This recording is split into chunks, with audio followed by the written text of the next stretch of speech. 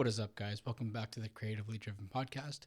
My name is Josh McKenzie, and in this podcast, we talk about anything that motivates us or inspires us creatively, be that through music, art, photography, videography. World is your oyster when it comes to creative outlets, I feel. And today we're going to talk about creative limitations. Um, these are intentional. So let's say that for photography or videography, you want to stick to one lens. I have done this on a number of occasions, and it usually pertains to using a prime lens, which is a fixed focal range. I've done this with 50 millimeters and 85 millimeters. A lot of people really look at, say, the 35 millimeter zone as kind of the natural film look. It's something focal length wise and framing that just seems really natural.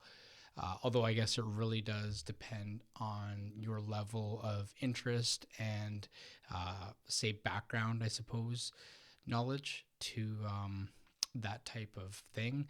So 35 millimeters is obviously film, and I don't want to just start spitballing things because I don't know that much about that. However, in the sense of creative limitations that you set on yourself, they can really help you think outside the box for framing, for just general intent and purpose. I find with a prime lens, you have to really think about where you're going with your things. You have to be intentional with your shot and your composition. And you actually, obviously, because you don't have an option to zoom, you have to use your feet, basically, or your arms, whatever. But you have to use your body to manipulate your distance to your subject. So obviously you can get closer to it, but your framing is going to stay the same. So that has been fun to learn. There's been a few nights where I went out, I think I went out last summer, and I took out my 85 millimeter and I was just shooting video, and it was really fun because, again, like you're limited to one focal length, and you kind of got to get the creative juices flowing. So as long as you're willing to accept that you're intentionally putting a crutch on yourself, and I use that term loosely in this scenario, but if you are able to push yourself and you know that you have to expand your thoughts and your actions to better yourself in that moment, I feel that you're really going to walk away with that, with a better understanding of things, with a better understanding of yourself as a creator. And say pertaining to music, sorry, kind of a funny backstory. I remember in my first band, we were jamming, and it was like the full band, and our bass player Dale, he had a 5-string bass, and he ended up breaking a string, and me not knowing any better, I was like, fuck, why don't you just use the other 4? Like, just don't play on it. And he looked at me, he rolled his eyes, and he's like, it's not the same. And I didn't know any better, so I was like, man, come on, like, well, why can't you? Well, hindsight being 2020, like, if you are playing, yeah, one of your 5 things is missing, that's like missing a finger. You can't really do what you were originally doing with everything without it. So I'm sorry, Dale. Yeah, I don't know if you'll ever see this, but yeah, it's some things you do need. Obviously, if you have written something musically and you need that note in there to play that chord, it's gonna sound different without it. And yeah, again, hindsight being 2020, I completely understand that now. I have done some things on the drums where I chose to focus on certain drums or certain cymbals, certain patterns. I've also done it where I didn't have the snares on. I did it intentionally with them off because it just sounds like another tom. Obviously, the pitch is the same as your snare, but without your snare beads on the bottom of it, it's completely different. And it was fun. And I find at the beginning, when you're just building your kit, whether that's a camera setup, we'll say drums because drums you just piece together. Generally, as a guitar is a guitar, that part of it's never going to change. If it's an electric guitar, your amplifier setup is going to change.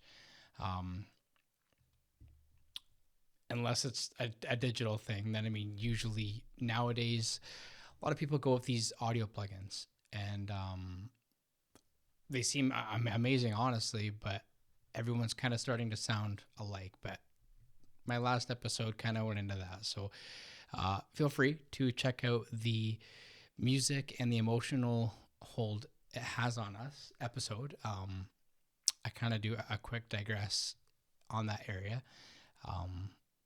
But yes, anyways, when it comes to, any kind of stringed instrument, generally that instrument is the way it is when you buy it.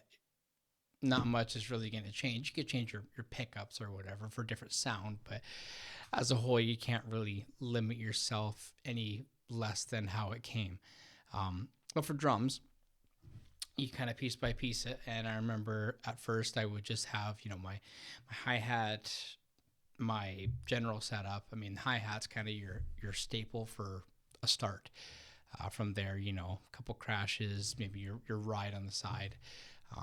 I was a big splash guy, but I mean, I would try some things where I was really focused on just trying, to use, say, my ride cymbal or just this splash. Say if you get something new, you're going to want to put a lot of focus on that. So there has been moments where I've done something like that, and it really does, push your creative boundaries because you are choosing to work around what you already have and just,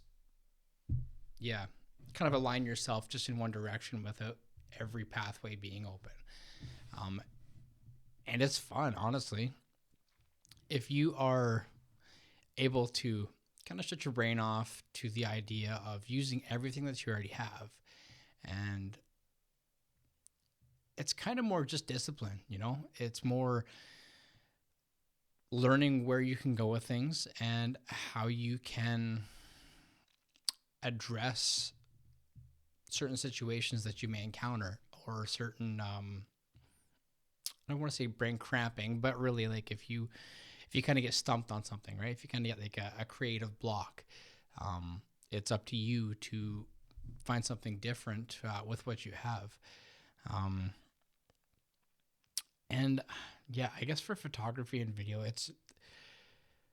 to me, I would say that it's kind of, say the lens is something I've really been able to resonate with. I suppose lighting, you can think something like that where you only have one light. Obviously, say if you're doing flash photography, you really only need one light. For the stuff I've shot anyways, I've just done, some headshots, some portraits. But a lot of the times for the portraits, it's been natural lighting, and headshots has been off-camera flash. And it's been fun. It really is interesting because if you've even got one light, when it comes to flash and stuff, it's really just, they call it a game of inches because, a few inches behind is going to be that much darker or softer on your subject, or a few inches closer is going to be that much brighter. So you have to adjust accordingly with your settings.